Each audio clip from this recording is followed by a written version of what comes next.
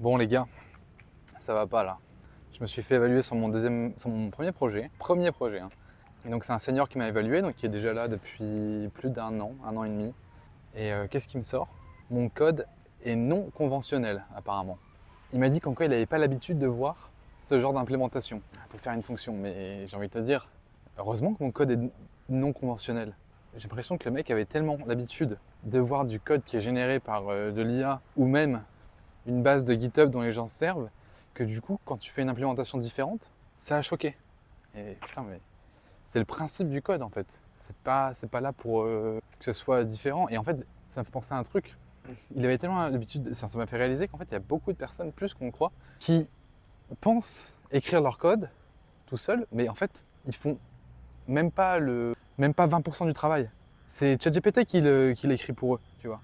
Et je voulais juste vous prévenir de faire attention avec ça parce que autant dans un cadre de production, si tu produis du code pour mettre à jour, enfin peu importe pour satisfaire un service ou un produit derrière, tant que le code il fonctionne et qu'il run, mais c'est après en fait que ça peut devenir problématique. Et c'est surtout là dans le but. À 42, le but principal pour moi, c'est pas de générer du code, c'est d'apprendre à programmer, c'est d'apprendre même à résoudre des problèmes et à trouver des solutions. Ta manière de résoudre les problèmes, elle va être différente de celui de ton voisin, tu vois, c'est le principe. Et tout faire avec ChatGPT, ça te nique deux trucs. Déjà, bah, ça te ferme l'esprit sur ce qui est en gros la moyenne. Donc tu auras toujours un code, en l'occurrence conventionnel, et tu vas pas avoir d'autres façons de résoudre les problèmes.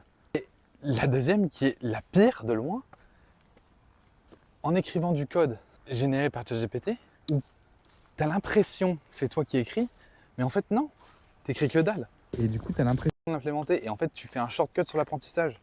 Et ça nique tout. Il n'y a pas de shortcut sur l'apprentissage.